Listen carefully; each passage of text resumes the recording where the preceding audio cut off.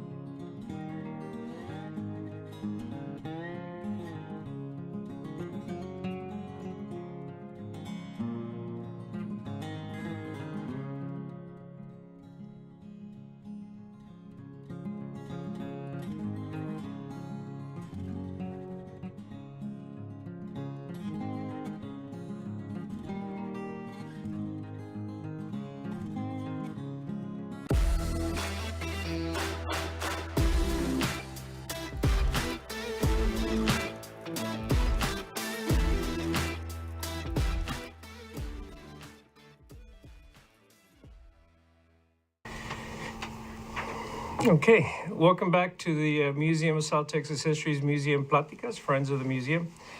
And so I am today with a guest, Rebecca Flores. Rebecca, ¿cómo estás? Estoy muy bien. Muy bien, okay. So Rebecca, you just drove in from San Antonio this afternoon. That's right. And so you drove in today because you were invited to be a respondent to a documentary on farm workers. Mm-hmm. And so you'll be on a panel this evening here at the museum. The reason that you were invited is because I said to the organizers, if you really want to know about issues of justice, issues of, farm workers and the history of, that Rebecca Flores needs to be in this conversation. Oh, thank And you. so the organizers then called you or emailed you or something. So, Rebecca, why would you be important to a conversation on issues of labor and justice and farm workers? Well, I don't know all of it, right? But I do know some of it. I do know the part that I played here in South Texas in the 70s and 80s and on when we were organizing farm workers here in the valley. So I know that part. I don't know all the parts. I do know that historically, and we all know our history, hopefully, that that one labor group, that farm work labor group, was exempt from protection from all the political legislation that Franklin Delano Roosevelt passed in the 30s, and we all loved FDR, and he did for workers around the country great things, right? He established the National Labor Relations Board. He passed minimum wage. He passed workers' comp. He's passed unemployment compensation. But for every worker in this country, excluding farm workers and domestic workers. And so as an occupation, farm workers have never been able to get to the point as the trades, right? What is farm work a trade? Well, I think it's a trade. I think there's a lot of skill to it. But the trades like electrical workers, those people are getting good chunks of money an hour, $30 an hour, plumbers, electricians, and all of that. And so here we are left, fell back and back and back and continue to fall back because of those kinds of laws that were passed, political laws that were passed, even with the most favorable president in this country. He wasn't favorable to us. So when so when I was here, and even today, I believe that there's a lot has to be done still. And when I came here in the early 70s, I dedicated actually my life to this group of people, to this labor force. When you got here in the early 70s, you came after having been kind of socialized intellectually, maybe nurtured intellectually in institutions of higher education, like in Michigan you were, right? Mm-hmm. Were you at the University of Michigan Yes, I was. in the early 70s? Right. Mm-hmm. So can you just kind of do a sketch, a quick sketch of what your formal education would have been before you got to the Valley? Well, I don't know what nurtured what, right? The point of my life is that, and I was talking to this young man earlier today, is that your life experiences are really what nurture you, right? And then you begin to learn some things, and then you begin to figure out, well, I can use what I know as what happened to me in my life to a good end. And so I was born on a farm in South Texas in Atascosa County. My father was a small farmer, and he grew strawberries, and he grew cotton, and he grew tomatoes and watermelons and all of that. And we picked for our little farm with 40 acres, but we also picked for all our cousins. And then we migrated into the Corpus Christi area and picked cotton there, and Pearsall and picked cotton there. And one year, because things were so bad for us, we migrated into the Midwest, and we went up to Wisconsin and worked there. We traveled thousands of miles to work in the fields for some growers, and probably came back with not a lot of money. And so that, even though at that time, I didn't understand what was happening to us, right? Is that why did we have to go so far to work? Because there was no money to be made. How come we came back with so little money? How come our housing was horrible? And it was. How come we had no field sanitation? All of that. So it's things that you kind of keep in your brain. And then when the time comes for you to understand it, when you begin to become, what's the word, I guess, educated, and actually I was educated by Cesar Chavez, as to, you know what, all those things, Rebecca, that you did, he said to us, that you went through, you can do something about it. Because up until that point that Cesar came to us and said, you can do something about what's going on in the fields, we didn't think we could. We thought we had a role and Francisco, I'm sure you know that's what happened to you and your family, is that our role was never to ask. Our role was just to do or die. It was never to ask, hey, how come I'm getting paid so little money? And so we were little. We were kids. We were children, really. When I was working in the fields, I started working, and I remember this when I was 5 years old. I was working planting strawberries with my family. Mom, my sister Susie, and I had a row. So Susie would put a hole in the soil. I would throw the plant, and Mother would plant it. And so we had a crew of 3, and my father had a crew of 3. The other 2 kids were little, and so at 5 years old, I was working. And so people say, well, it wasn't a big deal, right? But I was working, right? I was 5, and so then that continued, right? And so when we were working in cotton, which was like in the 50s, 51, I was born in 43, so that makes what, 8 years old, 9 years old, 10 years old? And so child labor, right? What is it about child labor? And let me just say this about child labor. I always thought that to a certain degree, kids had to work, right? Because you had to put money into the house, the pot. You had to. There was no way around it. And so at that time, although it was dangerous, I won't say it wasn't, and the hot sun was hot, and you could get dehydrated and all of that, right? And the cotton sacks were heavy. It wasn't as dangerous as it is today because of the chemicals. Because chemicals destroy a developing body, and so it was dangerous, but I don't believe not as dangerous.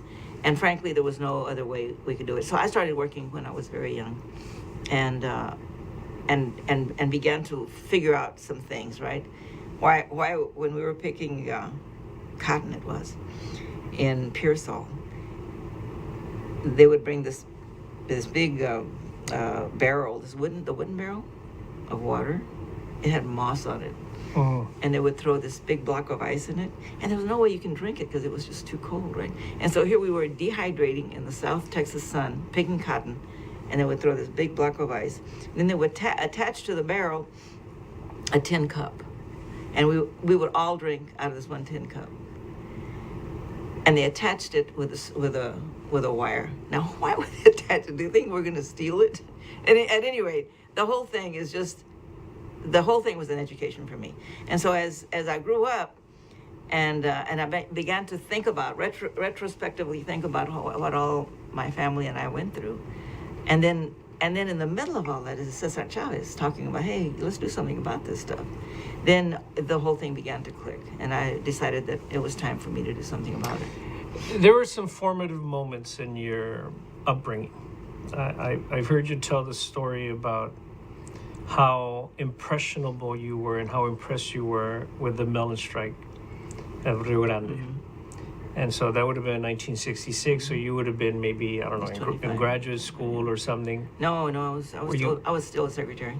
You were still a secretary? Mm-hmm. So can you talk about your educational sure. Trajectory? Yeah. Well, let's talk a little bit about it. I was born in the country. About 2 miles from where I was born was a little school. It was a country school. It was called Tank Hollow. So I went to school there from, I think, 49 to 53. No. This would have been outside of Poteet? Yeah, about 10 miles outside of Poteet in the country. So it's about 49 to 53, something like that. And it was what I call Mexican school. My sisters say, no, it wasn't Mexican. We had one Anglo there, but I say still that it was Mexican school. So in 53, they closed it. Let me see, not in 52. They closed it down, and we all went to Poteet, the Poteet school, which is in Atascosa County, and we went there. I went to 8th grade there until 56. And in 56, we could no longer make a living out of the field because that was during a great drought. We had a big drought in this country, in this state, really, and there was like no way my father could, or anybody really, could raise food in the fields. And so we had to close it down, and we moved into San Antonio. By that time, my oldest sister, Clarissa, had graduated from high school, and she landed a job at a bank getting paid $1 an hour. And so all of us, poor girl, all of us followed my sister and my mother, who was working in a laundromat for $25 a week. And we rented a house in San Antonio for $40 a month. And so with my mother and my sister and my dad's income, we were able to pay the rent. And slowly, each of us started graduating from high school. Then Helen graduated, then Susie graduated. So when Susie graduated, we now had 5 minimum wage workers, and we were able to buy a house for $4,000 on the south side of San Antonio. And so then we owned a house, which is where I live in now. So when I graduated, so San Antonio, as you know, is a totally segregated town, right? It was redlined, and banks wouldn't give money to people who lived on this side of the line, and so there's a lot of poverty that was created because of that red line. And then at that time, the San Antonio, there are 13 school districts in San Antonio, and it's really based on who wants to go where, who hangs out with who, and so I went to what was known as the technical and a vocational high school, which means that we were taught vocations, which means that I was taught to be a secretary. And it was a good school for that. That would have been Fox Tech? Fox Tech. Oh, yeah, Fox Tech. It used to be just Tech, but it changed to Fox. And so we learned how to type really fast, shorthand, and I was very good at it. I graduated in 1960, and I was very good grades. I was very dedicated in my studies, and so then after that I started going to SAC. It was a junior college there in San Antonio, and so I had gone there 2 or 3 semesters already. And finally they called me into the administrative office and said, if you want to continue coming to school here, you have to take your GED. And I said, but wait a minute, didn't I just graduate from high school? They said, those credits don't count.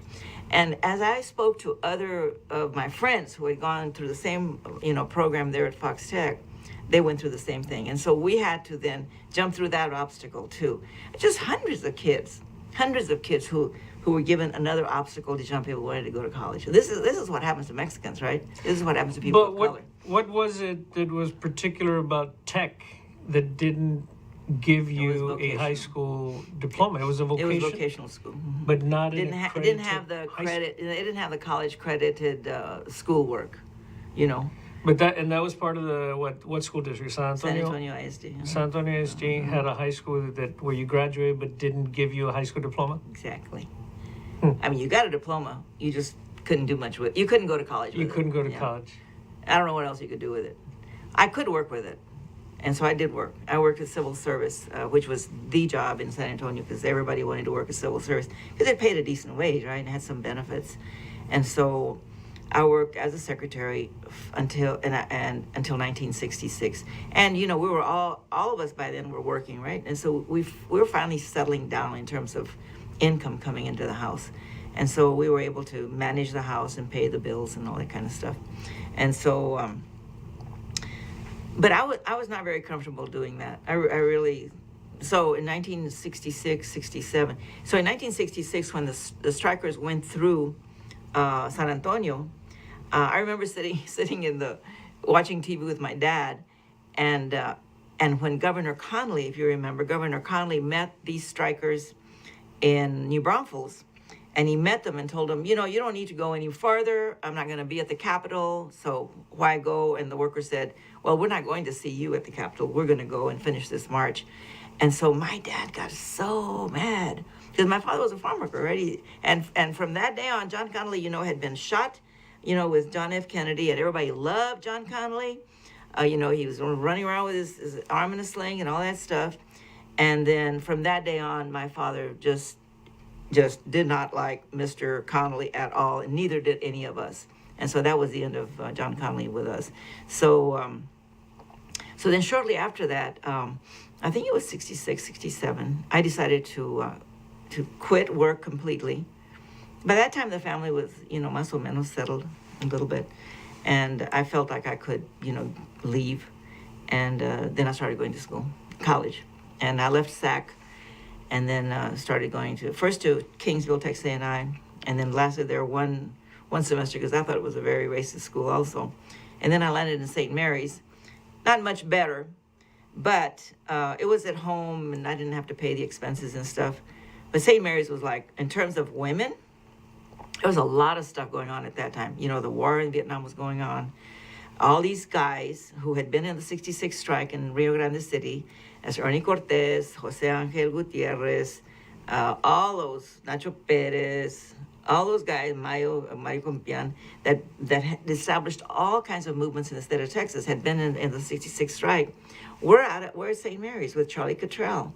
Charlie Cottrell was a political department head, and he was like, you know, teaching these young men about the revolution and what to look at, except that they totally excluded females. They never reached out to women to say, hey, why don't we? And that was, historically, that's what happened with all these Chicano groups. The guys took it, and then the women just sat around and waited on them. But I didn't wait on them. I was totally excluded.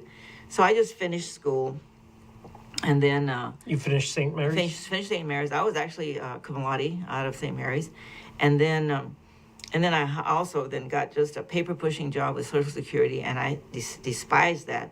I finally began to understand that I did not like to do paperwork. I really didn't like it, and I got a chance to go to the University of Michigan. At the University of Michigan, How did that happen? well, it was really interesting. There was a group, it was called the Black Action Movement. Black students in the University of Michigan decided that they were going to ally themselves with the service workers at the university, because they weren't getting paid very well, and they just closed the school down. And one of the demands that they asked for from the administration was that they should recruit more minorities.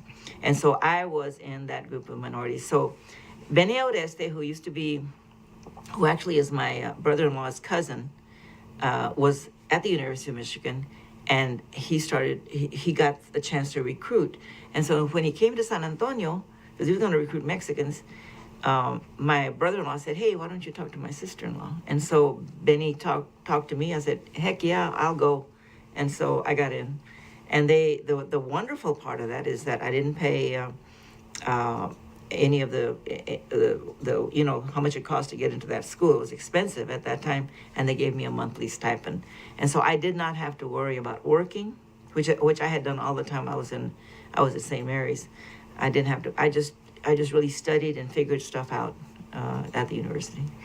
There's a history of Valley people going up to Ann Arbor. Yeah. I mean, all over, the Midwest, like Big Ten schools, but there's... That happened really actually after all this happened in the 70s. Then you could see, because I saw that happen. Now Michigan has a lot of people who come to me, hey, I went to school there. And of course I didn't see them, but I think they came in after I did. But we were kind of like the first little group that got thrown in the mix there. Because you would have been 70, 71. 71, I got out in 72. Because later it would have been like Jaime Chain would go later, and then Aida Hurtado, and then there's a guy here, Ramiro Ramirez. I don't know if you got to know him, but a guy from Elsa also, Armando Garza, I think. But there's a lot of men. Mm-hmm. Yep. A lot of men. Well, in that group that was recruited, I was the only woman. There was 5 guys and 1 woman, 5 Chicanos. All from So what was it about you and having this kind of spirit? I don't know. Was it your mother, your father? I don't know. I really don't know why I was so agitated. Were your sisters about like that? No, not at all. I'm the only one.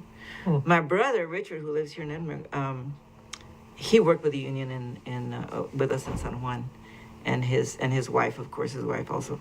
And so it's just funny. Your family is different all the time. They were very supportive, very supportive all the time.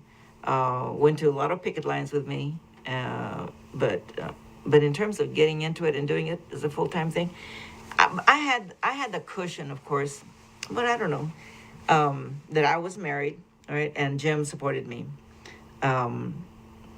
I didn't get paid for any of the work that I did. But you didn't marry until you went to Michigan. Right, I got married up there. But you and you. Yeah. Well, what moved me? I don't know. I wish I could know, right? What propelled me? I think a lot of it was Cesar Chavez. A lot of the movements that were going on at that time. So you'd been paying attention. I was. And then your father being upset in '66, that kind of triggered something in you. Yeah. Because see, the women's movement started in the 70s, the gay movement, the Chicano movement, black movement. It was like, and the anti-war movement. There was, University of Michigan was in the middle of all of that. It was amazing. It was an amazing experience. Right during the middle of the war, the anti-war groups there dug ditches in the quad, which is the main area of the university. Dug ditches in there, and they would sit by it and do vigils to show people that these are the ditches that people are suffering in Vietnam with the bombs that are being shelled. It was really an eye opener. Wow. It was an eye opener. So you were talking about how you felt that you had a cushion. Mm-hmm. Yeah. You had a cushion that maybe others didn't. That maybe others didn't. Yeah. And of course, he wasn't paid much. I think he was paid $5,000 a year. He was the ACLU attorney. Worked in the union also, and I didn't get a salary from the union at all. I worked for the union for I think 10 years for sure, because I looked at my Social Security record that I got no pay for. So you're talking about once you got back. When I was here. So when you left Ann Arbor, did you leave Ann Arbor with a master's degree? Yes. Mm-hmm. Yes. Mm-hmm. In what?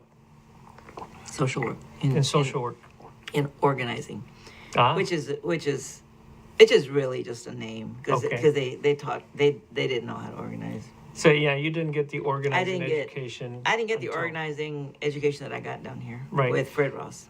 With Fred Ross, but Fred Ross would be a little later, no? That he would come. Yes, he would come. come. So let's get to those early years then of you coming to South Texas. So what was it? Was it that Jim, your husband Jim Harrington, got a job down here and then you came with him? Uh-huh. It was kind of a package deal. And since we had worked with some migrant groups in Michigan while we were up there in the 70s, 71, 72. And so we had the connection. We had developed connections with workers up there who lived down here.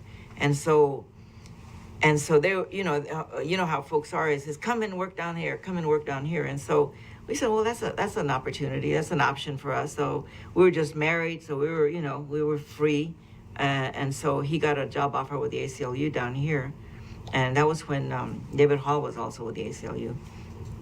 And so he started working down here with the ACLU. So did he work in McAllen, Westlake, in San Juan? It was at that time the San Juan office was open. So we always worked at San Juan. And so did David Hall hire Jim? Mm-hmm. Okay.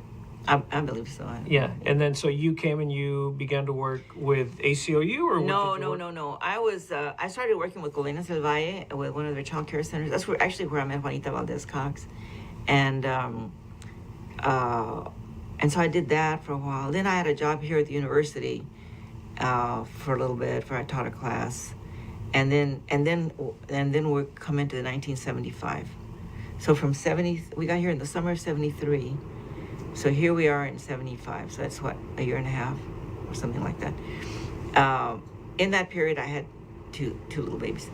So in 1975, so we started doing a lot of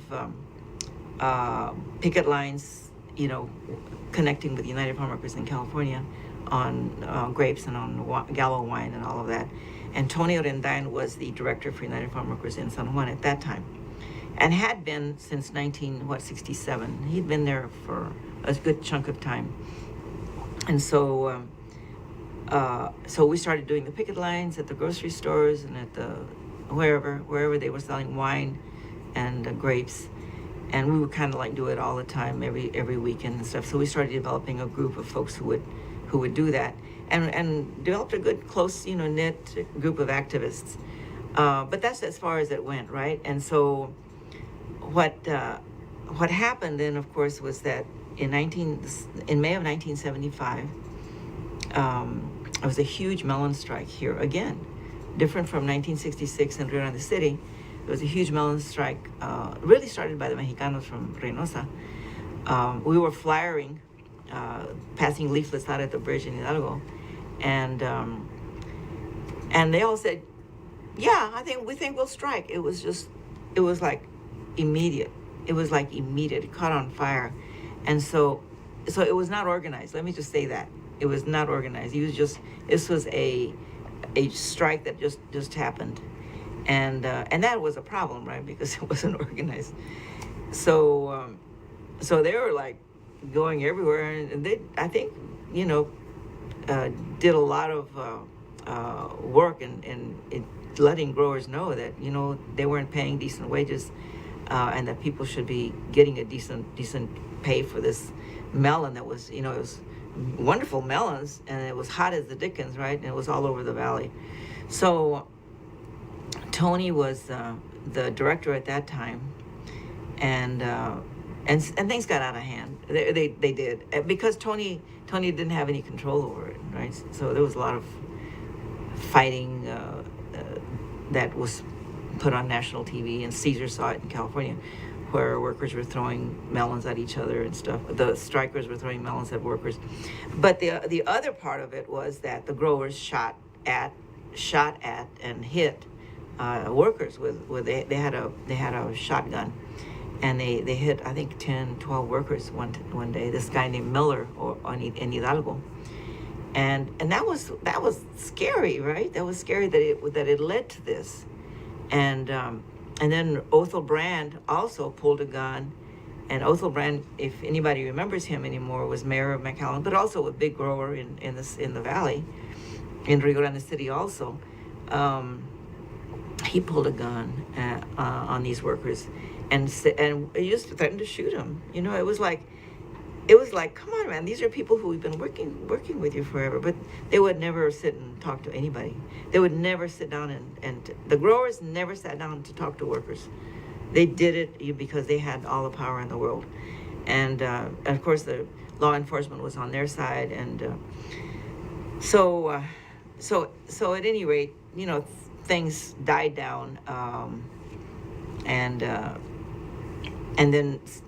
then in a couple of months, Tony Orendain decided that he was going to form his own organization, his own what they called at that time Texas Farm Workers Union, different from United Farm Workers, and we chose not to go with Tony.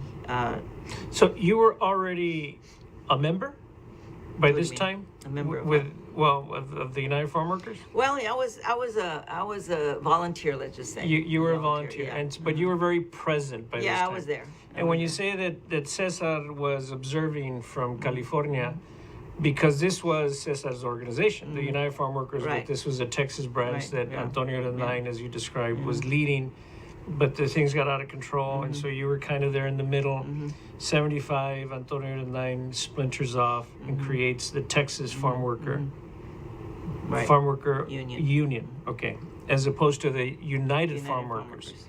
And so this is kind of a crossroads for the organization. And is this the point where Cesar comes down and says, Rebecca, would you take the position?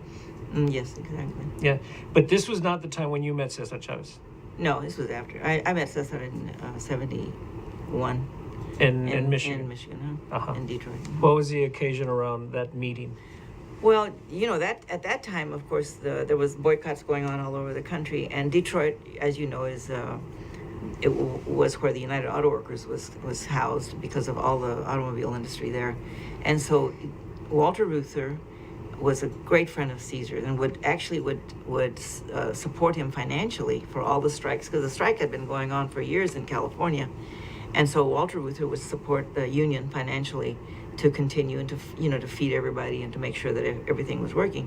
And so Caesar, of course, when he went around and talked to union members, because union members always understand what's going on, right? So he would always stop at Detroit and visit with the auto workers, locals there. And so when he was in Detroit that one time, we heard about it. That was when I had just first gotten to Michigan. So we went from Ann Arbor, which is close to Detroit, and visited with, heard Cesar, and then met him afterwards. And all the Chicanos, stood in line, to shake his hand. And he pretty much told us, all of you guys are going to be eaten up by corporations who want you to be working with them. But don't you ever forget where you came from. And so he put that into our brain. And the truth of the matter is that almost every one of those folks worked with the union in one way or another. Some for short periods of time, some for long periods of time. But that's where I came out of there, worked for the union for 30 years. And Artie Rodriguez also was there. And of course, he just retired from being president of the United Farm Workers. So he was working there from 72 until a couple of years ago. So it was a long time too. So the Cesar Chavez collection, his archival collection, is at Wayne State in Detroit. Exactly, Because of Walter Reuther. Because of that, yeah. Walter Reuther established the labor archives there at Wayne State. Where is your archive? It's there also. Yours? Really? I mean, no, that But you, the UFW archive from Texas archives is at Wayne State. Now I have photos that we took and we're here, right? We're in the hot back room of the Union Hall there. And a friend of mine said, what are they doing here? Of course, they were still in pretty good shape. So she convinced me to try to get Who is she? Raquel Marquez. She was with UTSA. Oh, Rebecca. Raquel Raquel, yeah. who produced the film. Yes, exactly. So she says, let's see if UTSA will archive these for you. And so they did. And so they're under UTSA. So. And what about your papers, your personal papers? I don't have any personal papers. You don't have any personal Everything went up to Wayne. I'm not going to Wayne State. Yeah. Okay. And so they figured out how to archive Rebecca. Well, we're still working it because, Wayne State was hit financially as the state of Michigan was. And so I think 38 boxes that I sent up to Wayne State have been sitting there. No way. Yeah, for years. I sent them up in the 80s and another bunch in the 90s and all of that. And so I understand that they don't have money, to do it. Did you sign some kind of contract with them? Yeah, it's theirs. There's no way I can get them. But we're slowly getting them digitized. But it's a lot of work. Okay. So what was the conversation like in '75 when Cesar approached you about this? Well, it really was. You're here.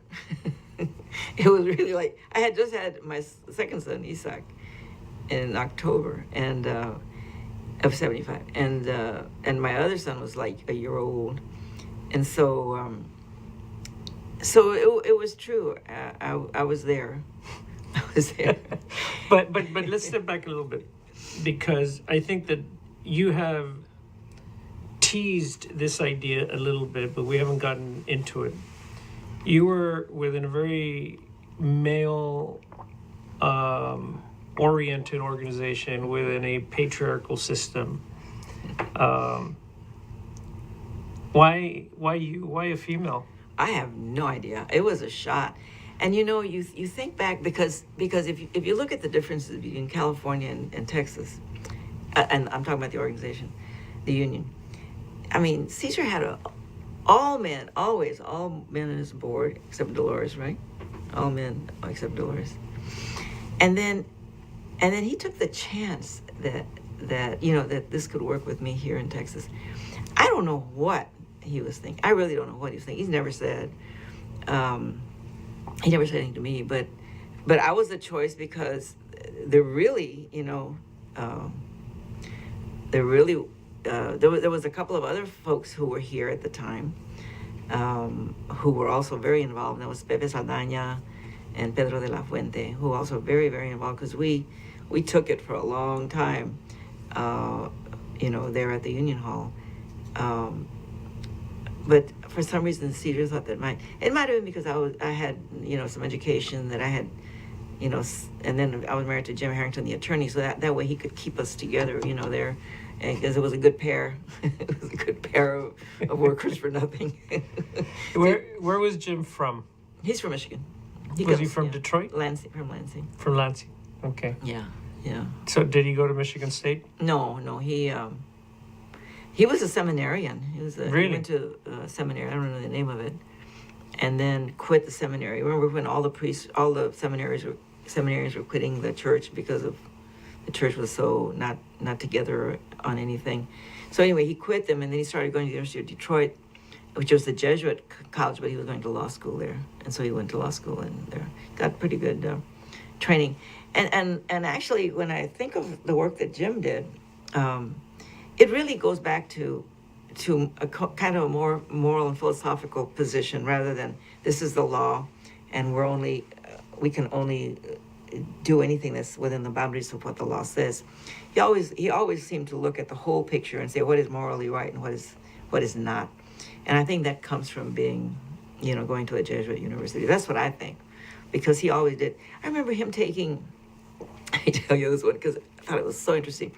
We had a big fight at Banworth over in La Jolla, and so we had organized, I don't know how many colonias in that area, in the La Jolla area, and I had my office there in La Jolla, right next to Leo J. Leo, and so one of our leaders, one of the women who was a leader in the union there in that area, her name was Guadalupe Vasquez, a wonderful woman, tough as nails.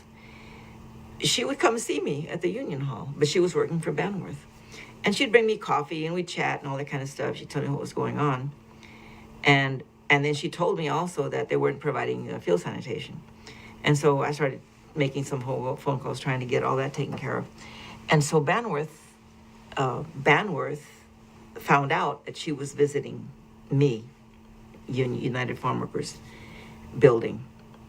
So he fired her, but he made the mistake of saying, because a grower, anybody can fire you for any reason, right? Okay, today, Francisco, you just don't look very handsome, so you're fired. They can fire you for any reason whatsoever. But he made the mistake of saying, we know that you've been visiting the United Farm Workers Union Hall, and you're a member, and therefore I'm firing you. Big, big mistake. Under the right to work law, the law says you can join a union. You do not have to join a union, or you can join a union. It's not you can't ever join a union. And so Jim took that law and he filed it using the right to work law, and he won. And he won a settlement for each of those workers that had been fired because of that. There was 3 or 4 workers. He won, a few $1,000s, which is good. But he looked at the whole thing and the possibilities, right? And so that was just like one of them. And all the others that he filed, which he filed a chunk of lawsuits using the same.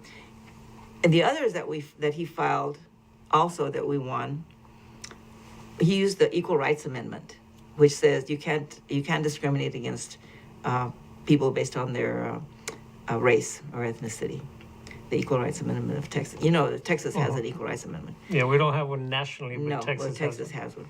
And so when we were doing that battle of trying to get farm workers equity, right? When we talk about equity in at least legislation, he filed it using the Equal Rights Amendment. And isn't that kind of different, right? Mm-hmm. It was a different way of looking at it. And so he was, through a lot of work from a lot of people around the state, we had so many friends who helped us pass it, established. He would go, he would go to Amarillo, and they would have a meeting there with growers and, the legislators. They had a task force that was set up for that. And the growers would come in. They're all crying about whatever, because all they do is cry. And so Jim would ask them, can you tell me what ethnic group your workforce is? And they would pretty much say, well, they're all Mexican. And so he established that around the state, right? Wherever he went, he would ask that same question. And so he documented the fact that this was an ethnic group that was being denied access. So we won 2 lawsuits, maybe 3, using that kind of approach. Went to the state Supreme Court and won it. Because there was an identifiable racial group. Yeah. Well, tell me who else works in the field. Tell me right now. Yeah, no? Nope, you can't. Yeah, wow. So, Rebecca, we're going to take a little break. Okay. When we come back, I'm going to pose a question of, if you were to do this comparative, observation of what it was like in terms of conditions for farm workers in, say, 1975, and what it is like in the year 2023, because there's been some significant differences. Mm-hmm. So we'll talk about that Okay. when we come back. Okay, so friends of the museum, stay with us. We will be back in about a minute.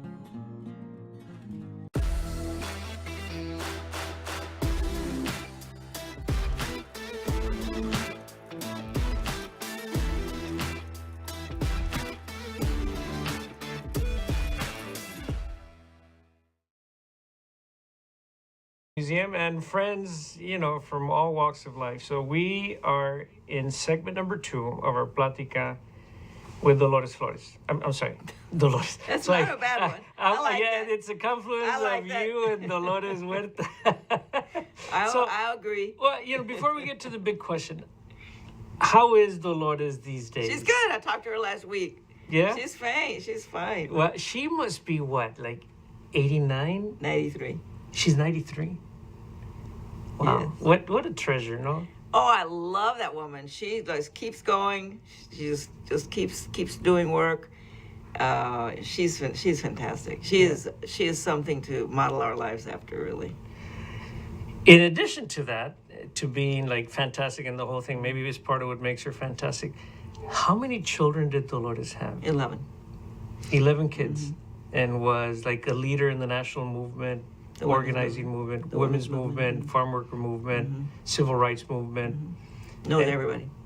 Yeah. Knows the world. She's really something. Wow. Her politics are, Yeah. it always falls back on, people. It's never thinks along the lines of what many people do, right? Is how you get above. She always falls back on what's best for the common folk. So when Cesar came in 75 and said, Rebecca, would you take the leadership role? And so you're like, really? Like, are you serious? Like, you mostly have men leaders, but she saw something in you, and he saw, you and your kind of like personal context as something to bet on. It seems. Did Dolores play any role in any of that? I don't know. I don't. I should ask her, right? But it wasn't Cesar who came. He sent Gilbert Padilla, who was Secretary Treasurer at the time, and who had to deal with grievances, which was a grievance that was coming out of the valley because of what had happened, and the fact that Tony at that time would not leave the building. That was another big fight that we had, apart from the fact of the strike that he had no control over.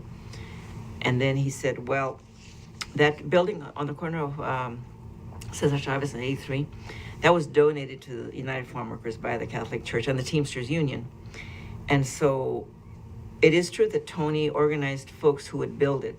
And it's a really nice building. It's a sturdy building. It's been there forever. Well, since 1970.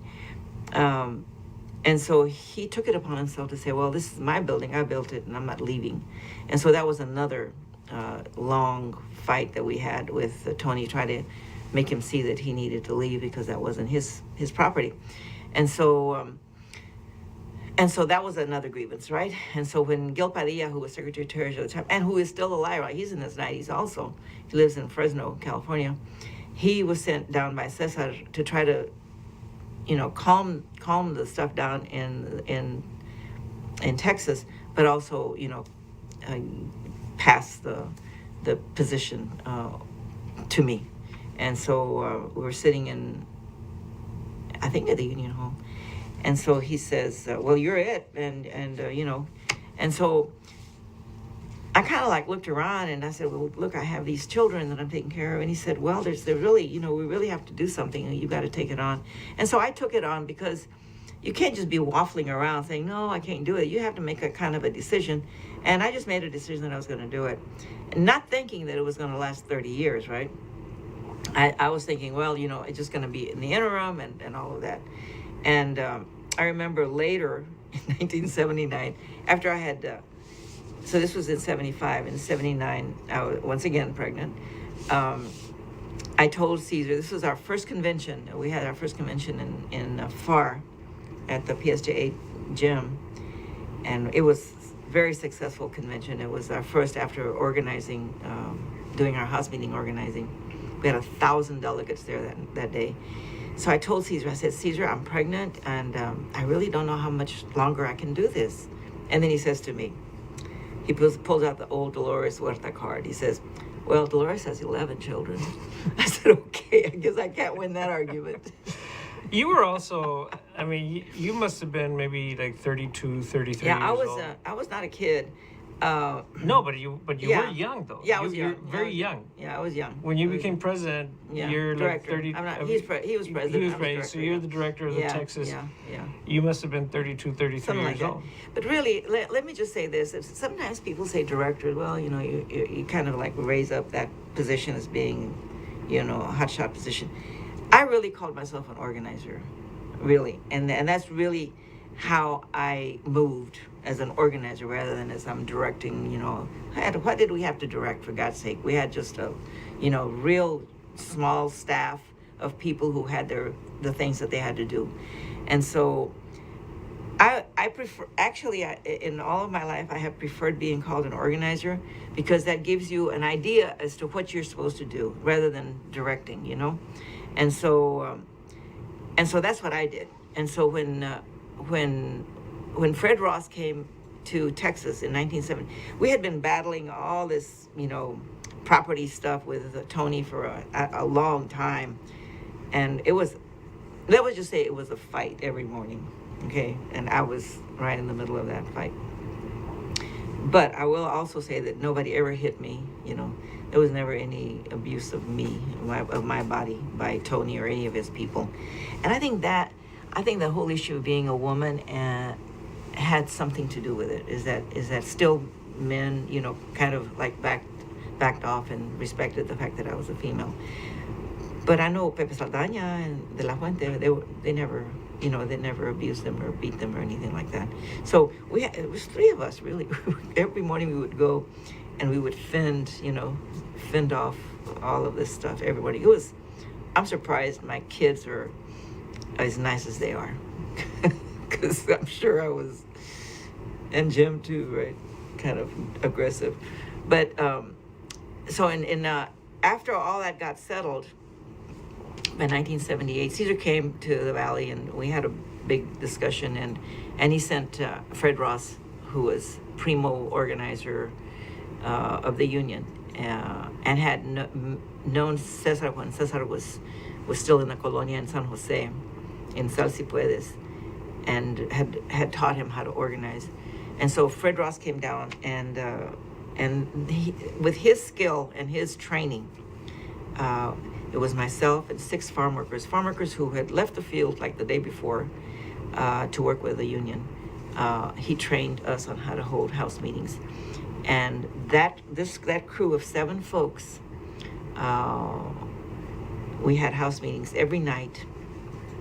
Every morning, we would have a staff meeting. We'd go over the house meetings, see what happened. And that's how we built in a period of, we started in, I think in March of 78, and by January of 79, we had organized, I think about 25 colonias, and we had 1,000 delegates at the United Farm Workers Convention. So I run around wherever I can, attesting to the fact that the only way to organize people is by having small house meetings, not huge assemblies, but small meetings where people can talk with one another and try to bat out ideas about what they're thinking, right? Because sometimes if you're thinking on your own and you have an idea, the only way you can come to an understanding of all of that is if you talk to others, and then you understand it in a group. And so that's really how we got to the point of having so many workers become members of the union, laid the foundation, and in 1983 we were able to elect a good governor. That was Mark White, Lieutenant Governor Hobby, and all the Valley, fantastic legislators who were willing to fight and to take on the issues that were important to workers. And that was because we had a foundation of membership. So there's something that strikes me here, Rebecca, is that so the introduction of Fred Ross and the formalization of the House meeting. Mm-hmm. So you can look at that as, let's say that it's kind of a line of demarcation. So 77, 78, Fred Ross comes? 78. Mm-hmm. 78. Before 78, were House meetings being used to organize? Mm-hmm. So 66, when La Casita Farms is organized and there's this big march and, big strike and the whole thing, there were no house meetings, I'm guessing. I don't know. Because I don't know. I don't believe so, but I don't know. Because Eugene Nelson came down from Houston. He was asked by a couple of guys from Rio Grande City to come down because the workers had some issues there. So I don't believe there was any preparation by of workers to figure out what are we going to do. The truth of the matter is that at that time in 1966, and later, even with the strikes that Tony pulled in Raymondville, we had no, law enforcement, the governor, all the legislators in here were not supportive of the union or of a labor union. Just think about the history of labor unions in Texas. Not even talking about just South Texas, has been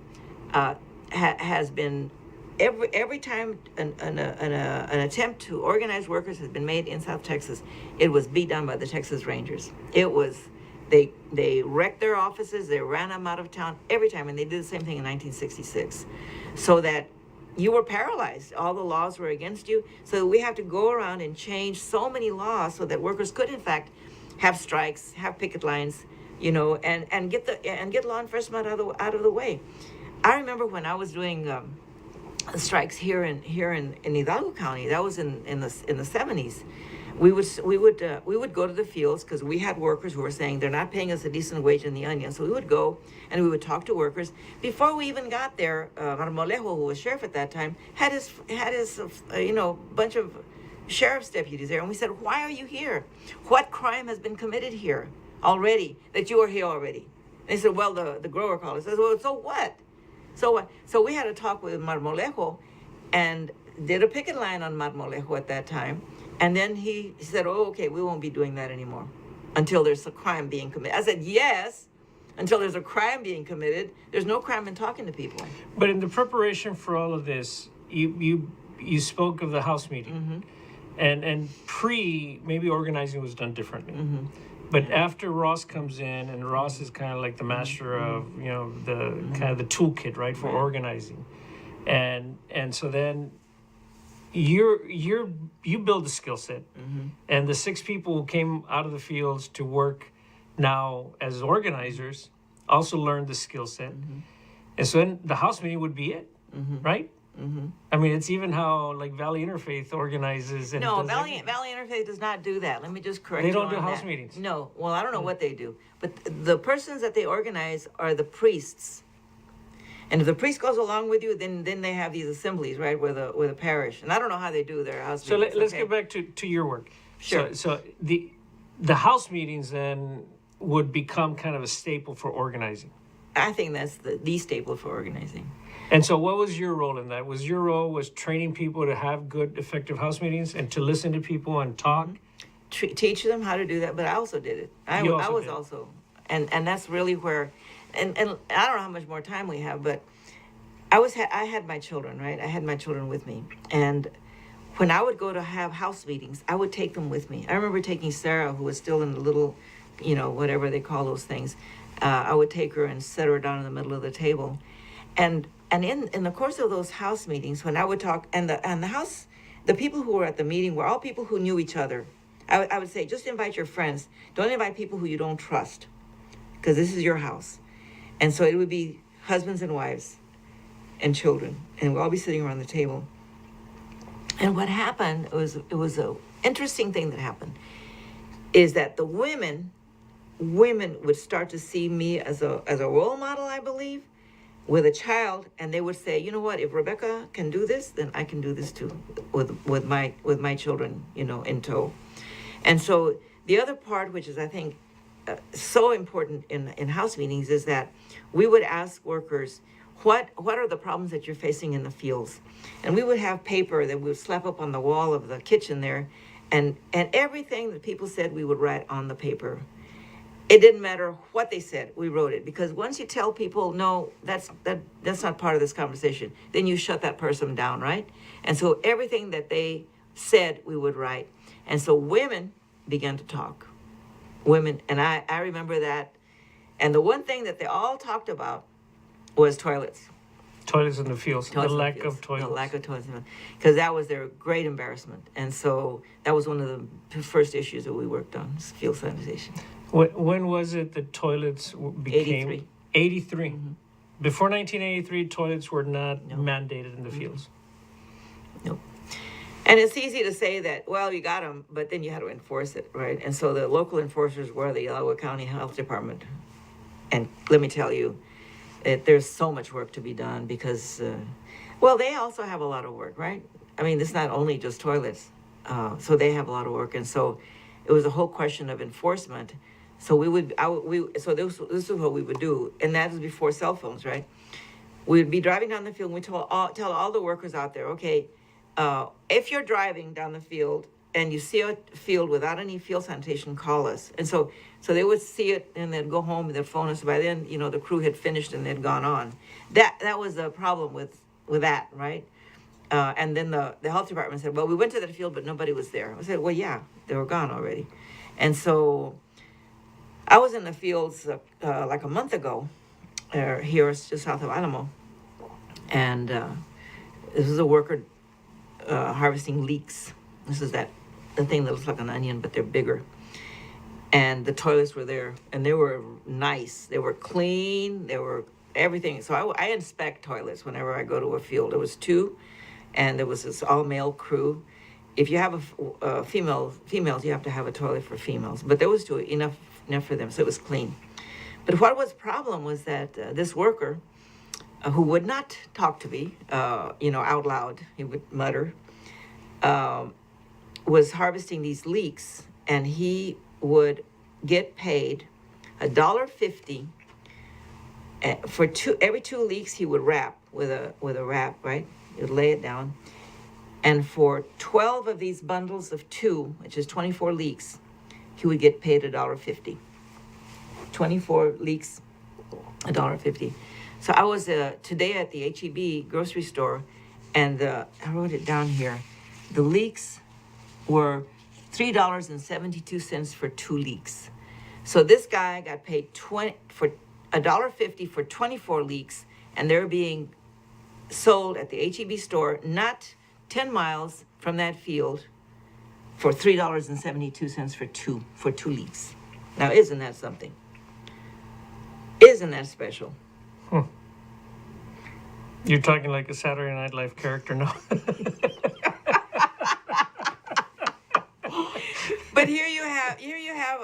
I mean, he didn't pay a lot for transportation, right? Mm. So this was real fresh.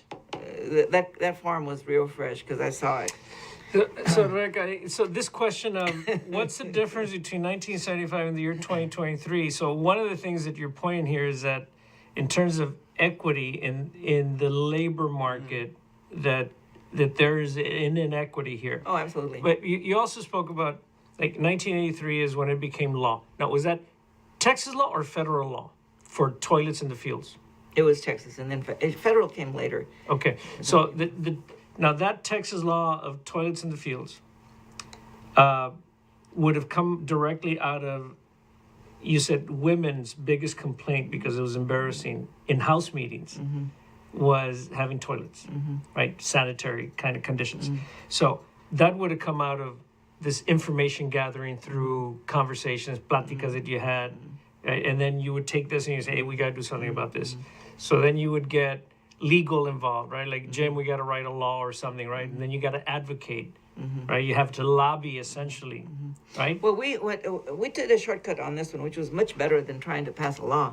But it's a fellow named Tony. I can't remember his last name. I think it was Villegas. Used to work with the health department in Harlingen. And I had been complaining about this issue of no field sanitation. I had gone to the county judge, and he said, at that time it was, I can't remember, he was a Mexicano, I can't remember his name. He said, oh, Rebecca, I've never thought of toilets for farm workers in the fields. And Edgar Ruiz? No. This was in the 70s. Oh. Well, anyway, I can't remember his name. He was an older guy. But he was a rancher. He says, I've never thought about why, if we should have toilets in the field. So we were like getting nowhere with this guy. So finally, Tony Villegas comes to me, and he's a civil servant for the health department. He says, you know what you can do, Rebecca? You know, as you're driving down the highway and you have all these highway workers, have you ever noticed they have porta pots? I said, yeah. He said, well, why can't we change that rule and say that porta pots should also be given for farm workers? And so we used that. After all of this work, we had picket lines at the health department, we had all of this work. We used that and we changed the rule because Tony Villegas told me this is the way to do it, simply and easily. It was the first time, and I love Tony, and he used to say, Rebecca, we need to call those toilets Rebecca's. And I said, no, we need to call them Tony's. He said, because for the first time that a civil servant who knows the business, right, of laws, came in and gave me some really critical information. And I always, hold Tony up for that. I'll talk about him forever. Wow. Because he took it upon himself to do it. Like a bureaucratic kind of technicality change that changed conditions. We still had to do, testimonies. We still had to do a lot of work still. It didn't just, happen by a stroke of a pen. But it took us away from trying to do it the lobby way. So, Rick, as you reflect on the years now, because you're getting close to 50 years with the union. Mm-hmm. Well, I retired in 2005, so I worked 30 years. Yeah, but you were in the field last week. I was. You were inspecting. I know. I was inspecting. You never left it. I love it. I love talking to workers. Even though this guy was like totally, could not speak up. But it's sad. But when you walked into the museum about an hour and a half ago, the first thing you did was you queried the staff. You asked them, so any farm working experience in your family and your family and your family. And then you walked into the studio and you started to talk to Tony about his experience and wherever he's from. And you asked Pam questions. And so you tend to be a very curious type that engages people in conversations. You're interested in them. I really am. That's a great quality for an organizer. And I think that's part of it, right? Is that you have to talk to people and you have to ask them stuff. And that takes away social media. I think social media, everybody thinks you can organize social media. You cannot organize social media. You have to organize by talking to people one-on-one, and then in a house meeting where you have 10 people talking. Because when you have 10 people, you come to a realization that, you know what? We all have the same problems. And that was really what happened here. We talked to this colonia. In the end, we'd have about 30 or 40 people that we talked to in this colonia. And then we'd go to that colonia. And then every Friday, we would have our general Friday night meeting, and we would throw up these pieces of paper that we had written everything, and we'd say, this is what happened at this colonia, and this is what they said in this colonia. And people began to see that it was common, right? They began to see, oh my God, we all have the same problems. And then we established priorities. And from those priorities, we knew what our work was, and we stuck to it. So, Rebecca, you've done heroic work, and you probably, because you're very modest, you're not going to accept that. But you've done heroic work in your life. Who has been the one hero for you in your life that you've said? Well, a lot of them. A lot of them. Of course, I cannot not say Cesar Chavez, because that guy, he worked every day. I don't know how much time we have, but you need to tell us. Just a couple minutes, little bit. because we're over, and then we have a program we got to get to. I know you need something else, but he was a complete person. He wasn't just did this one thing. He was a complete person. He was a vegetarian. He didn't believe in killing animals for food. He was nonviolent. That's part of it, right? Nonviolent. He didn't believe in making money. That's why he paid us $5 a week, because he said, once you have a lot of money in your pocket, then you're going to go out and buy things. You're going to be a consumer. You do not need to consume things so much. Just keep yourself busy at work. And that's really what happened. But how did you make a living? Well, I was supported by Jim Harrington, my husband. If somebody wasn't married to Jim Harrington, how would they make a living? Well, they would. The union would give you enough so you could live, right? And because I didn't need it, I didn't ask for it. But in certain cases where you had the couple or whatever, working in the union, they would provide enough. Like Caesar was provided for. We had a house for him, and we paid, for all that.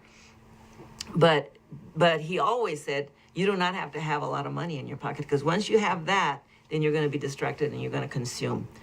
And to this day, I'm not a consumer. to this day, I'm not a consumer. I watch. So besides Cesar, Dolores, of course, who has been always supportive of women's leadership.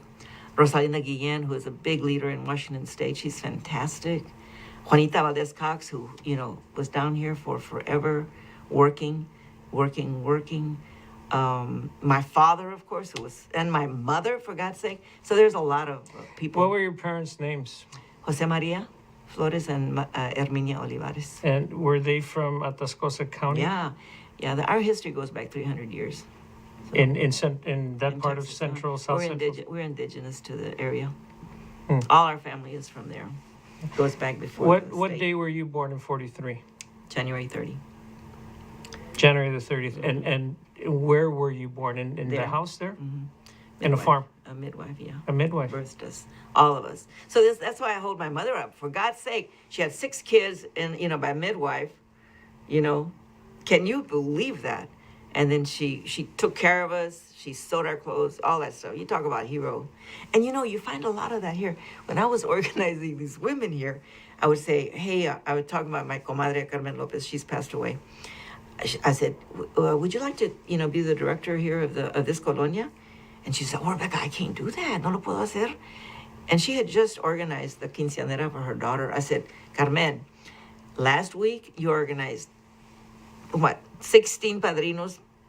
You organized the food, the dance hall, everything for your daughter's quinceañera. So don't tell me you're not an organizer. So a lot of times people don't realize that they're organizers, but they in fact are. And I think women are actually key. What are your kids' names? Elias is my oldest, and then Isaac, and then Sarah. And they live where? 2 of them live in San Antonio. One lives in Austin. They're all doing really good work. They're not organizers. I would have loved for them to be organizers, but they organize in their own way. But they're all in service. They're not corporate. So one personal story before we complete this, but about 1987 maybe, I was an undergrad UT, and you guys brought Cesar to Austin to do some sort of demonstration on grapes, I think it was. And so the Chicano Culture Committee that I was very, very involved with at the university hosted the thing. And so after Cesar gave his talk, Cesar reaches over to my brother Miguel. You might know my brother Miguel. And I think you lived in Austin at the time, maybe. I did. And to me, and Cesar says, hey, might there be somebody here who can play handball with us? So we went with Jim and Cesar, and my brother and I, we played handball with Cesar one afternoon. Yeah. He was very good. Yeah, he was good. He was very athletic, Cesar Chavez was. Well, he kept, he walked a lot. He was, he really tried to keep, he did yoga. He stood on his head. He did a lot. How old was he when he died? I don't think he even got Social Security. I think he died before he got his first Social Security check. So he's 65. Hmm. Yeah, Wow. He was a young man. Yeah. His death also is very interesting. He died, in Yuma, Arizona, and that's where he was born. Where he was born. Yeah. They have a marker there. And so the farm that his father had was bought out by Red Coach at that, and the reason he was in Yuma was because he was testifying, because Arizona passed a really bad anti-picketing law, boycott law, and so it was Red Coach that started that lawsuit that said in Arizona you can't boycott a product from the state, and so he was there to testify against on that lawsuit, and he died there. And so my friend who was with him at the time said that before, that night, the night before, he said, let me show you where I was raised and where I went to school and stuff. So he did like a little tour of all of his stuff that he had done when he was young, and then he went to bed that night, and then he was reading a book on art, Aztec art, and he just died in his sleep. And so I remember crying because because people were calling. And this woman told me, and it was so true. And I said, okay, you're right. She says, you know what? It's so much better for him to have died in bed like that, in peace, than somebody killing him. And I said, you know what? You're absolutely right. Right. So that was it. Because there were a lot of threats on his life. Oh, it's a lot of threats all of his life. So I was good after that. Erica, thank you so much for all your work and your terrific story. You clearly are, I think, an American hero. Oh God. Yeah, you're in the books, I'm sure. No, I don't Already. think. I don't know. Yeah, well, no, I think you are. I don't know. All right. Bueno, thank you to friends of the museum and to everybody watching. And so we will see you actually tomorrow when we will do something similar with Alan Pogue. And so we're going to see photographs of Rebecca and Cesar and the farm worker movement, mostly in Texas. So thank you for being with us today. Okay. Excellent.